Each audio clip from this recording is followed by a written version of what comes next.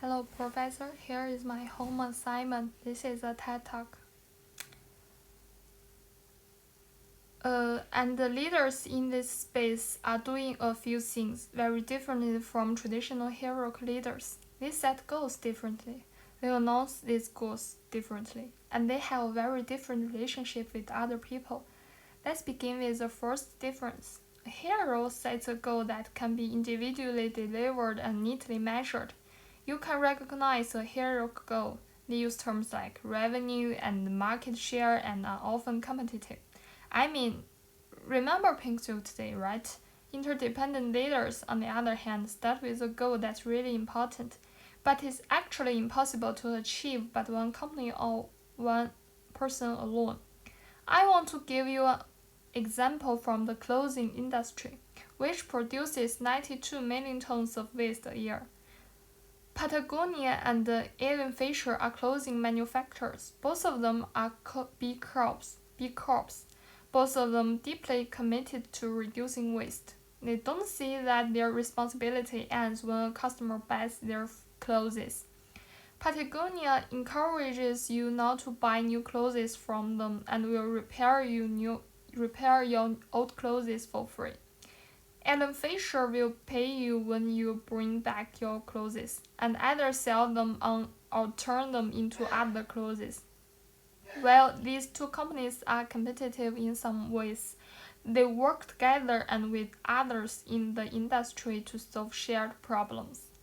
They take responsibility for things that happen upstream as well. Around the world, there are around 300 million people who work from home in this industry. Most of them are women. Most of them in very difficult atmosphere with poor lighting, sewing on buttons and doing detailed switching. Until 2014, there was no protection for these workers. A group of companies got together with a not-for-profit called Nest to create a set of standards which now been adopted by the whole industry. Once you've seen problems like this, you can't unsee them. So you have to ask others to help you to solve them. These folks take interdependence as a given and said to me, we don't compete on human rights. The second big difference for collaborators is their willingness to declare their goals before they have a plan. Now the hero only reveals their carefully crafted goal when the path to achieve it is clear. In fact, the role of the hero announcement is to set the stage for a big win.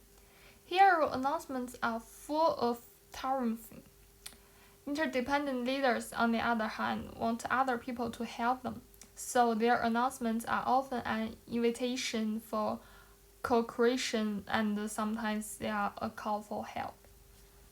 At the North America division of the French food company Danone, I announced that we wanted to become a B Corp, and unlike the Pink Suit Day, I had no plan to get there. I remember the day really clearly. Everybody in the room gasped because they knew we didn't have a plan. But they also knew that we had seen our role in the river that is the food system and we wanted to make a change. Making the declaration without a plan meant that so many young people in our company stepped up to help us, and big crops surrounded us all while it around.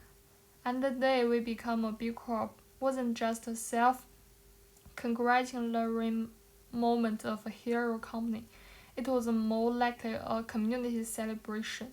Now, when you give goals that you can't achieve alone and you told everyone about them inevitably, you will end up at the third big difference, which is how you see other people inside your company and outside. Heroes see everyone as a competitor or a follower. Heroes don't want input because they want to control everything, because they want the credit. And you can see this in a typical hero meeting. Heroes like making speeches. People lean back in their chairs, maybe impressed but not engaged Interdependent leaders, on the other hand, understand that they need other people. They know that meetings are not just meaningless calendar fillers. These are the most precious thing you have. It's where people collaborate and communicate and share ideas. People lean forward in the meetings like this, wondering where they might fit in. When I was in Shanghai, in China, where I lived for 6 years, running the craft foods business, selling amongst almost other things, Oreo cookies, we had a problem with hero culture. We kept on launching new products that failed, and we would find out afterwards that everyone in the company knew they were going to fail, but they just didn't feel free to tell us. So we changed the way we run our innovation and planning meetings in two important ways. First of all, language went back to Chinese. Because even though everyone spoke great English, but when I was in the room, the meeting was in English. And they focused on me because I was a foreigner and I was a boss and I apparently had that intimidating hero look.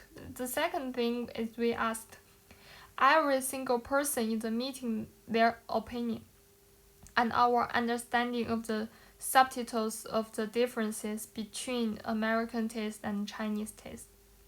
In this case, really improved, and our new product success radically turned around, and we launched a lot of winners, including the new famous green tea flavored Oreos. Hero culture sneaks in everywhere. At Daniel, we had a lot of great stuff happening in one part of the world, and we wanted to spread to another part of the world. But when you put a person in business gear up in front of a group of people with PowerPoint, they have the urge to become sort of heroic, and they make everything look super shiny, and they don't tell the truth. It's not compelling and it's not even interesting, so we changed it and we created this food day market this. Kind of like a big bazaar, and everybody was dressed up in costume. Some people a little, some people a lot, and the sellers had to man their stalls and sell their ideas and as persuasively as possible. And people who were convinced bought them with fake check books, creating just a bit of silliness with the environment. And the head of our scarf drops people's guard and causes ideas to spread that welfare. There's no recipe here, but time together has to be carefully quarantined and created so that people know that their time is valuable and important and they can bring their best selfness to the table. And I think that is my assignment.